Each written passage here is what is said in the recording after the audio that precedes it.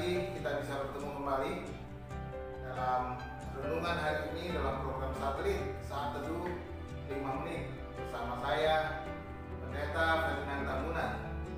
Saudara-saudara, mari kita siapkan hati kita untuk membaca dan merenungkan firman Tuhan. Terlebih dahulu kita berdoa bersama-sama. Tuhan Allah Bapa di surga, terima kasih kesempatan yang Kau berikan kepada kami hari ini untuk mendengarkan firman-Mu.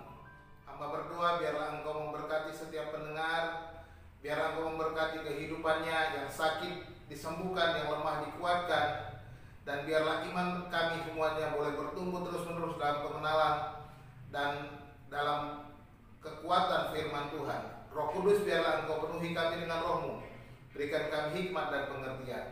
Terima kasih Bapa, berbicaralah kami siap mendengar. Dalam nama Tuhan Yesus Kristus kami berdoa. Amin. Saudara-saudara, dalam bagian yang ketiga tentang keselamatan, kita berbicara tentang air hidup. Dari Injil Yohanes pasal 4 ayat yang ke-10 sampai ayat yang ke-14 yang berbunyi demikian.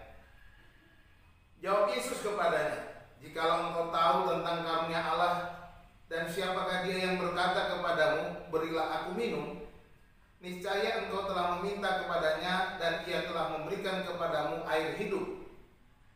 Kata perempuan itu kepadanya, "Tuhan, engkau tidak punya timba dan sumur ini amat dalam. Dari manakah engkau memperoleh air hidup itu? Adakah engkau lebih besar daripada bapa kami Yakub yang memberikan sumur ini kepada kami dan yang telah minum sendiri dari dalamnya, ia serta anak-anaknya dan ternaknya?" Jawab Yesus kepadanya, "Barang siapa minum air ini, ia akan haus lagi.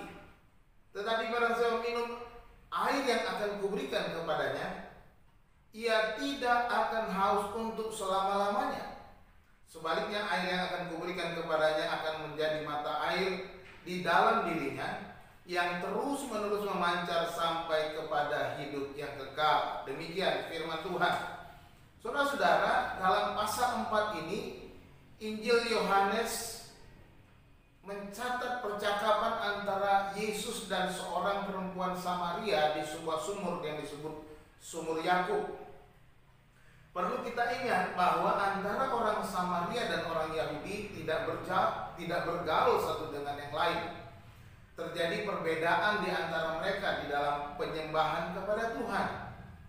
Orang-orang Samaria adalah orang-orang Israel yang kawin campur dengan bangsa-bangsa lain, dan mereka membuat penyembahannya di Gunung Gerizim, berbeda dengan orang Yahudi yang pusat penyembahannya adalah di Yerusalem.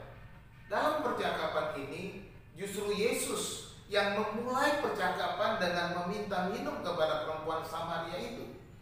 Dan dijawab dengan ketus, "Masakah engkau seorang Yahudi minta minum kepadaku, orang Samaria?" Nah, saudara dikasih Tuhan, dengan jawaban itu maka mulailah Yesus menawarkan air hidup kepada perempuan itu. Perempuan itu mengira bahwa Yesus menawarkan air yang biasanya diminum oleh setiap orang dengan menimbanya dari sumur yang dalam itu, sedangkan Yesus sendiri tidak mempunyai timba. Yesus justru berkata kepada perempuan itu, "Barang siapa minum air ini, ia akan haus lagi.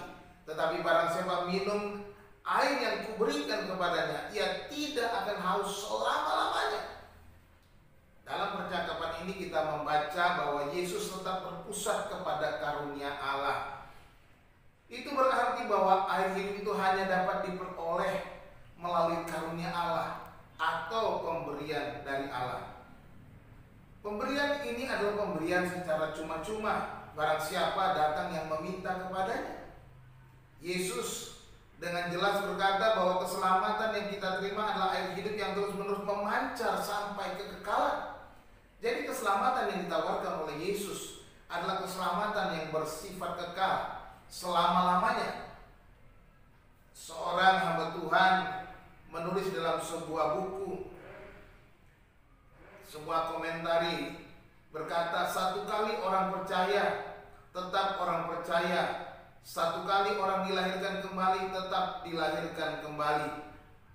Datanglah kepada Yesus, mintalah air hidup itu agar Anda dipuaskan, dan Anda dari dalam diri saudara terpancar air kehidupan itu terus-menerus sampai kepada kekekalan selama-lamanya.